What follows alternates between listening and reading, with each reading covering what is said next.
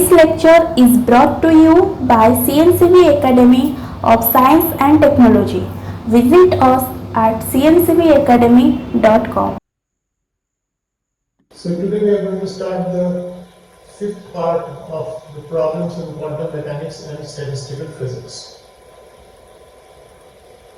Last lecture we did the fourth part.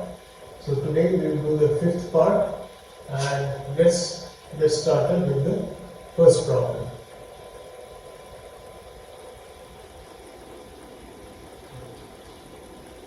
So this is the first problem. So the mean and the standard deviation of the energy distribution of an equilibrium system varied with temperature T as T to the power mu and T to the power alpha respectively. Then show that the relation between mu and alpha is mu plus 1 is equal to alpha. So here is given that the mean varies with temperature as T to the power mu and the standard deviation varies as T to the power alpha.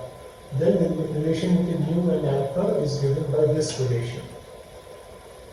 To start with, so what is the average of, so this is a problem in statistical physics.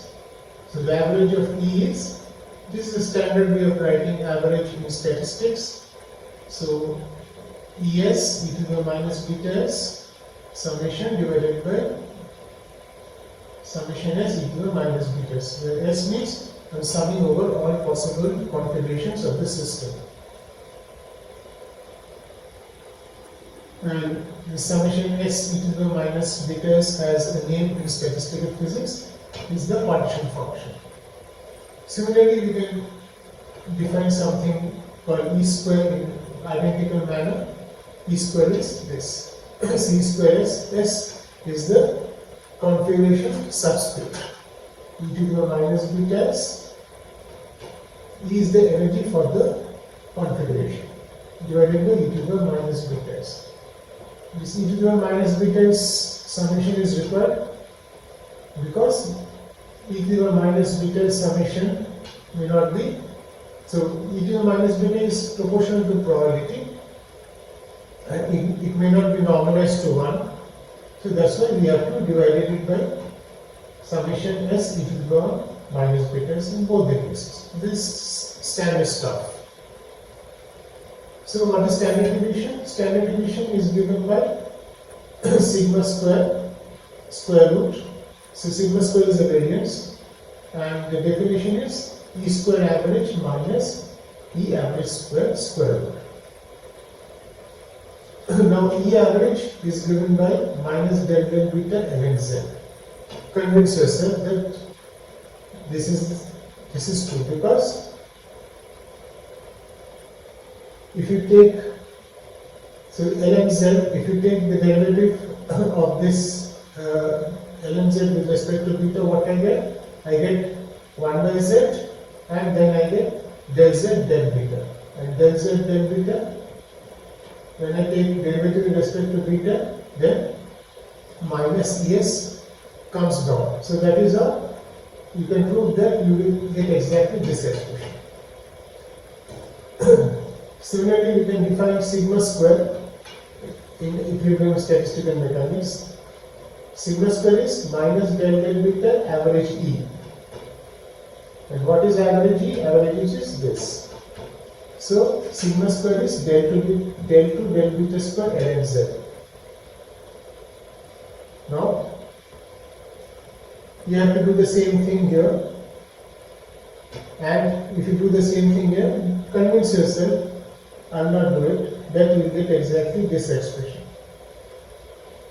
So what will you get? The variance. When you do this differentiation, you will get E square average minus E average square.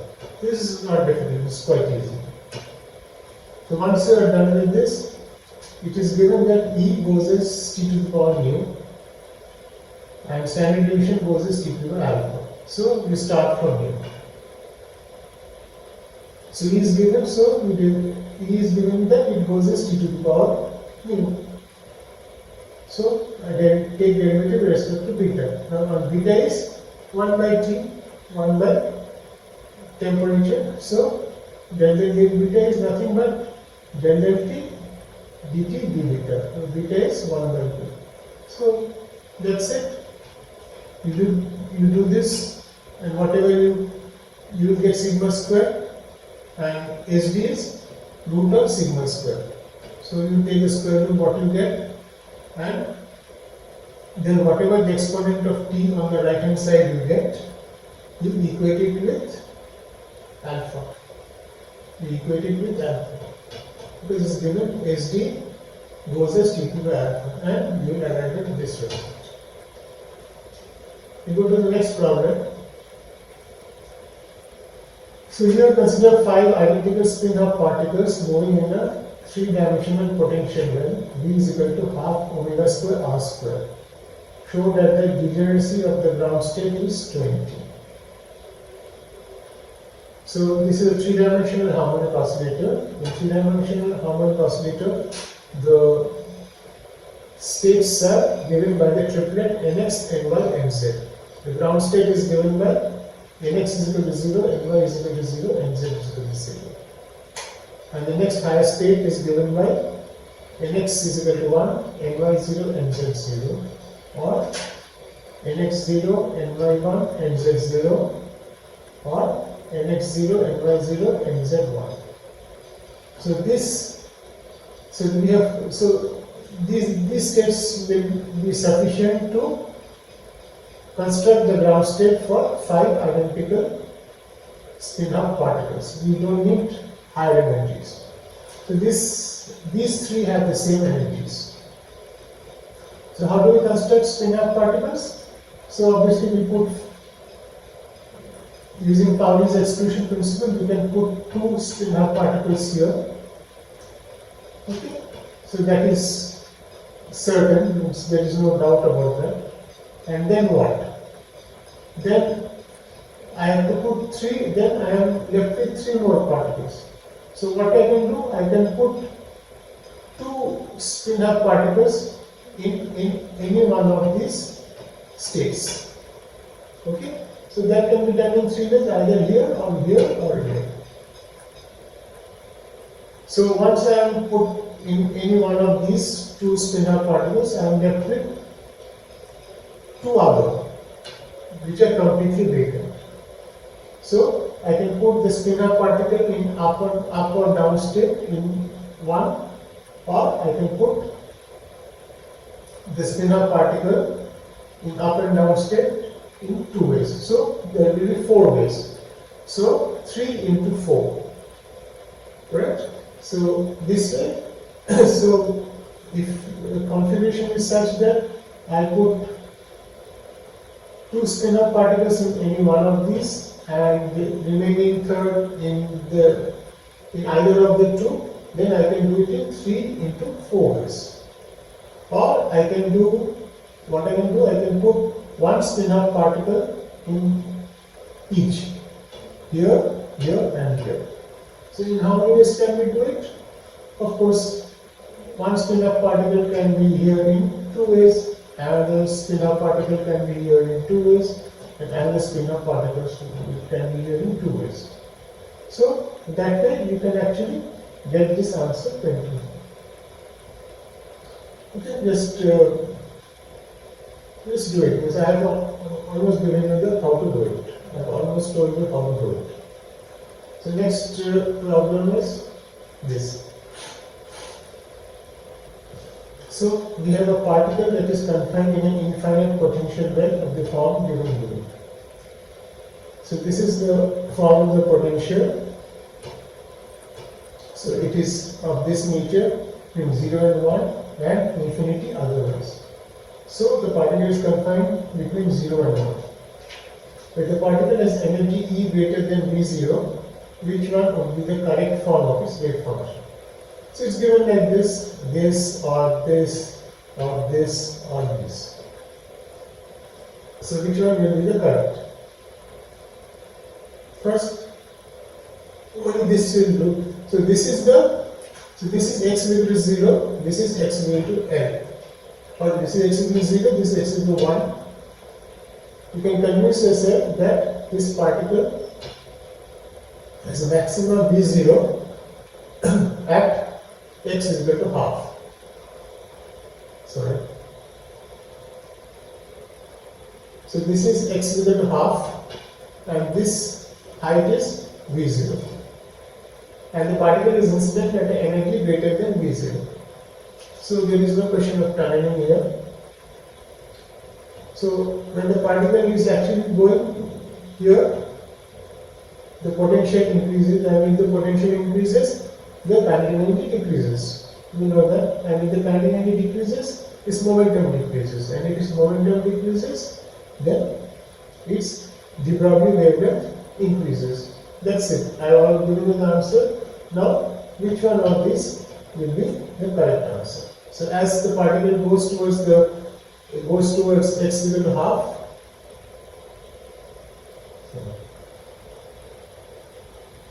as the particle is coming from here and goes towards x equal to half, then what happens? Its wavelength increases. So we go to the next answer, next problem. The wave function of the electron in a hydrogen atom in a particular state is given by this. So this is the wave function of the hydrogen atom, and it is only dependent on R. There is no theta phi dependence. The plot which depicts the probability of finding the electron within a distance R of the nucleus is. So there are four options, A, B, C, D. So this is the wave function. So these are the four options. This is A, this is B, this is C, and this is D. So this is the probability, and this is the probability of finding the electron within a distance R. So which plot is correct? So how do we know?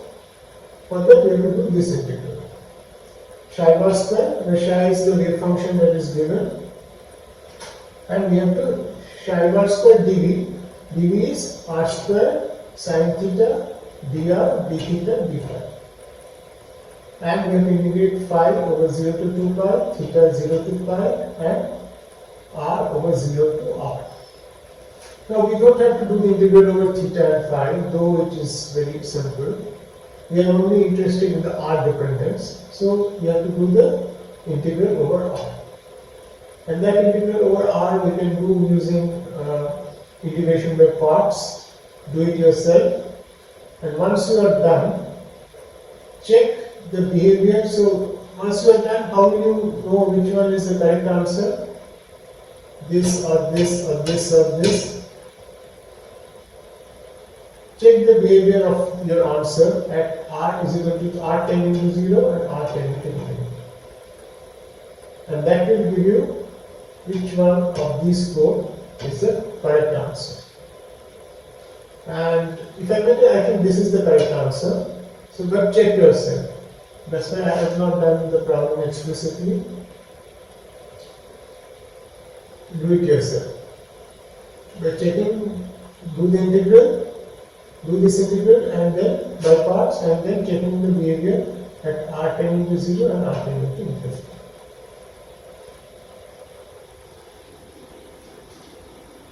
We go to the next problem. A particle of mass m moves in one dimension.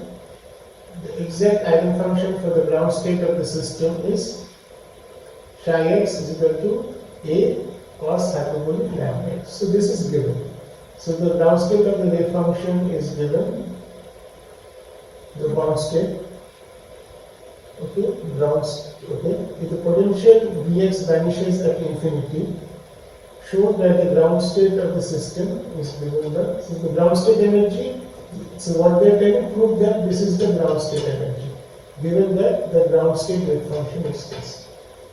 And there is one very important condition, that the potential Vx vanishes at infinity. That is, the potential goes to 0 as x goes to infinity or minus infinity. So we now write down the time independent Schrödinger's equation, that is minus h square a bar square by twice m plus b psi is equal to e psi. From there, I can directly get Vx is equal to E plus 1 by psi h bar square twice m plus d2 psi dx square. Okay. Now psi is given, so you have to differentiate this.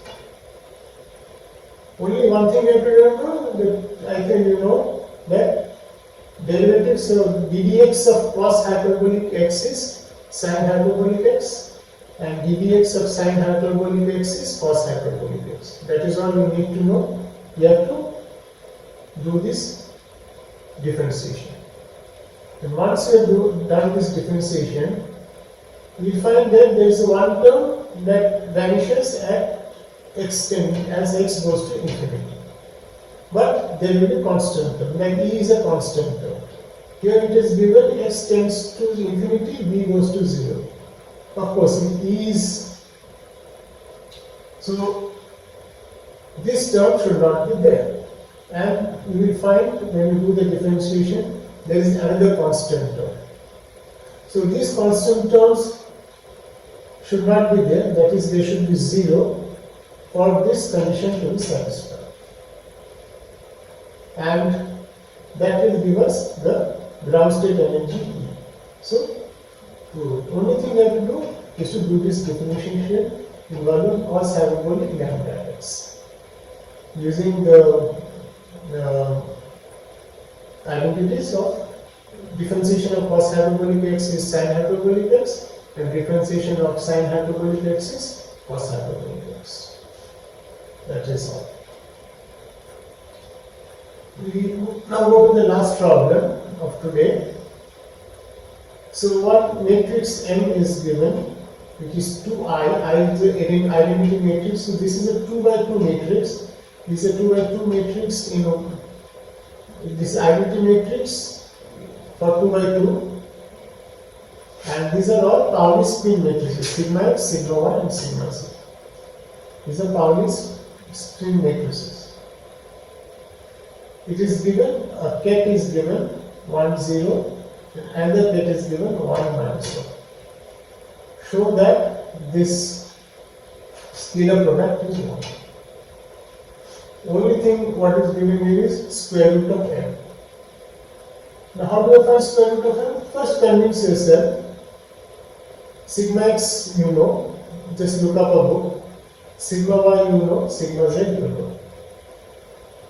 And I is the identity matrix, 2 by 2 identity matrix. So you can easily find out that M is, convince yourself to do it yourself that the identity that M is this 3201. Now I have to find the square root of this. So then if the square root of M is A, B, C, D, that means M is equal to A, B, C, D whole square. And M is given, so you can yourself find out. I have given the answer here, but you should do it yourself.